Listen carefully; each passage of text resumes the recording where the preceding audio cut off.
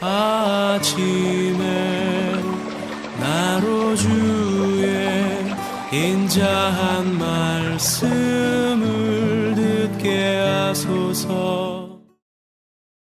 성도 여러분 안녕하세요. 화요일입니다. 오늘도 하나님의 사랑이 여러분들의 삶의 자리에 가득하기를 간절히 소망합니다. 말씀 한 곳 봅니다. 요한복음 2장 13절부터 25절까지의 말씀을 봉독해 드립니다.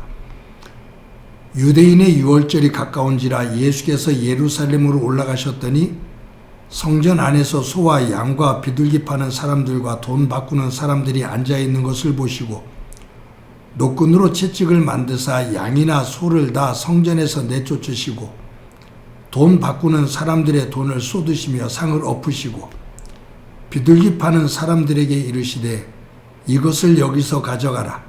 내 아버지의 집으로 장사하는 집을 만들지 말라 하시니 제자들이 성경 말씀에 주의 전을 사모하는 열심히 나를 삼키리라 한 것을 기억하더라.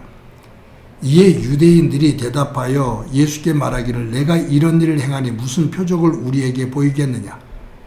예수께서 대답하여 이르시되 너희가 이 성전을 헐라. 내가 사흘 동안에 일으키리라. 유대인들이 이르되 이 성전은 46년 동안에 지었거늘 내가 3일 동안에 일으키겠느냐 하더라. 그러나 예수는 성전된 자기 육체를 가리켜 말씀하신 것이라.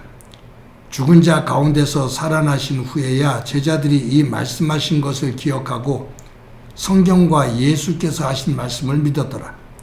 유월절에 예수께서 예루살렘에 계시니 많은 사람이 그의 행하시는 표적을 보고 그의 이름을 믿었으나 예수는 그의 몸을 그들에게 의탁하지 아니하셨으니 이는 친히 모든 사람을 아시며 또 사람에 대하여 누구의 증언도 받으실 필요가 없었으니 이는 그가 친히 사람의 속에 있는 것을 아셨음이니라.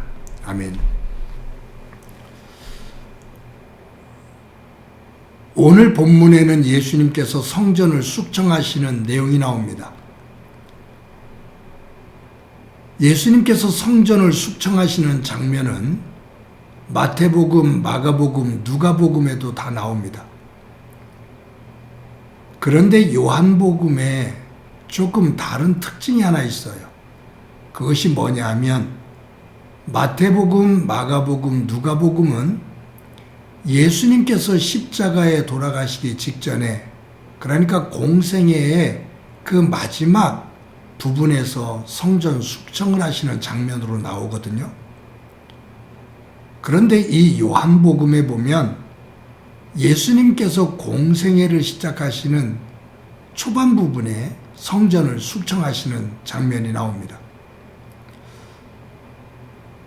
요한이 요한복음을 기록하면서 첫 번째 기적으로 어제 말씀을 나누는 것처럼 다른 복음서에 나오지 않는 가나 혼인잔치에서 물이 포도주로 변하는 사건을 기록했습니다.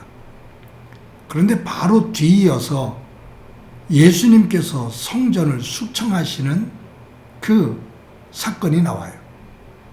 저는 이 두 부분, 성경 전체가 하나의 주제이기도 하지만 저는 이 사건 속에서 하나의 연결선을 찾는다면 변화입니다.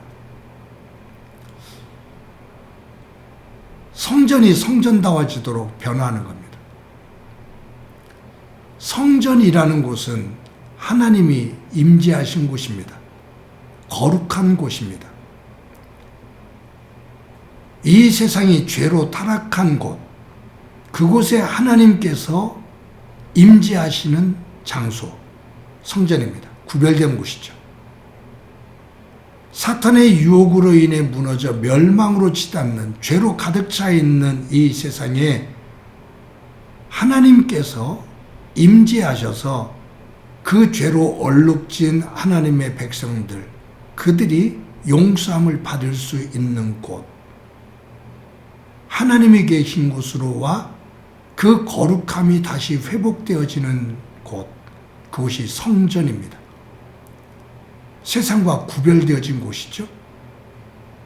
그런데 그 성전에서 하나님의 거룩함을 닮아가며 그 세상에서 더럽혀진, 죄로 더럽혀진 주의 백성들이 용서함을 받으며 거룩으로 회복되어져야 될 그 성전을 관리하는 대제사장, 제사장들, 레위인들, 그곳에서 말씀이 되도록 이끄는 서기관들, 바리새인들이 그 성전을 세속화시켰어요.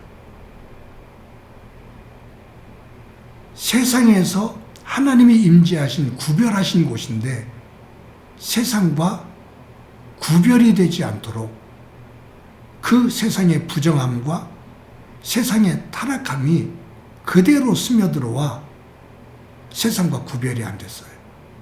그곳으로 만들었어요. 외형은, 성전의 외형은 있는데 도리어 더 웅장하고 화려하게 만들었는데 그 내용은 세상과 구별이 되지 않는 세속화가 되어진 성전이 되고 말았어요. 그곳에 예수님께서 오셔서 숙청하신 겁니다. 뒤집어 엎으신 거예요. 만민이 기도하는 집, 하나님을 만나는 집, 거룩이 회복되어지는 곳을 너희들은 강도의 소굴로 만들었다. 세속화시켜버렸다. 하나님의 거룩을 없애버렸다. 라고 말씀하시면서 성전이 되도록 예수님께서 정리를 하시는 거죠. 변화입니다. 성전은 하나님의 말씀에 순종하는 곳입니다. 세상에서 살다가 하나님의 말씀을 깨닫고 성전으로 들어와 죄를 용서함을 받으며 하나님이 되시는 것, 하나님의 말씀이 되는 것을 고백하는 현장이 성전입니다. 그런데 그것이 무너진 거예요. 여러분, 이것에 대한 회복, 거룩이 되도록 변화를 만든 것, 그것이 가나 혼인잔치와 이 성전 숙천 사건이 연결이 되어져 있다고 봅니다. 그러면서 한 가지 오늘 말씀을 중심으로 적용을 시켜본다면 우리의 몸은 하나님의 영이 거하시는 성전입니다. 하나님께서 그렇게 말씀하십니다. 너희의 몸은 내 영, 성령이 거하는 성전인 줄 너희가 알지 못하느냐. 즉, 내 몸, 예수님을 믿는 내 삶은 이 세상 것과 구별되어진 하나님의 거룩이 만들어지는 처소다, 삶이다, 그 말이에요. 그런데 저와 여러분의 삶이 혹시 예수님께서 숙청하시는 외형은 성전인데 그 안은 세속화되어 성전과 전혀 구별이 되지 않는 그러한 모습은 아닌지 우리를 점검해 봅시다. 모양은, 말은 하나님의 사람이고 하나님의 성전이라고 말을 하는데 그 안에 내면의 세계에 채워져 있는 것, 그것은 세상의 것들로 가득 차 있다면 예수님께서 성전을 숙청하시는 그와 같은 모습과 다를 바가 없다, 그 말이죠. 두려운 마음이 훅 들어옵니다. 그러면서 안을 다시 한번 하나님의 말씀으로 정돈해 봅니다. 하나님의 말씀이 되어지는 삶인가? 하나님의 영이 내지하시기를 기뻐하시는 깨끗한 내면의 세계인가? 내 삶의 터전인가? 세상과 구별되어진 거룩함이 있는 삶인가? 하나님의 말씀이 실현되어지는 현장인가? 한번 점검해 보게 됩니다. 오늘도 하루를 살면서 예수님께서 숙청하셔야 될 대상으로서의 믿음이 아니라 예수님께서 기쁘게 거하실 수 있는 하나님이 임재하시는 그러한 진정한 성전의 삶을 살아가고 그 후에 하나님의 은혜가 가득하기를 간절히 소망합니다. 한번 기도합니다. 하나님 감사합니다. 예수님 당시에 헤롯 성전이 웅장하고 화려하지만 그 성전 안에서 행해지는 모든 일들은 거룩을 떠나 세상 것과 구분이 되지 않는, 아니 세상보다도 더 추하고 더럽혀진 모습이었던 것을 성경을 통해서 봅니다. 그것을 숙청하시는 예수님의 모습을 봅니다.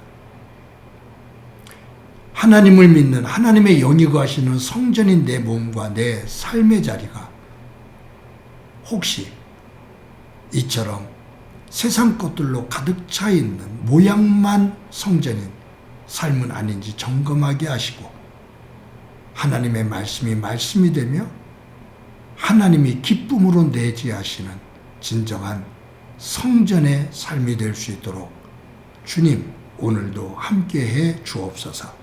예수님의 이름으로 기도드립니다. 아멘.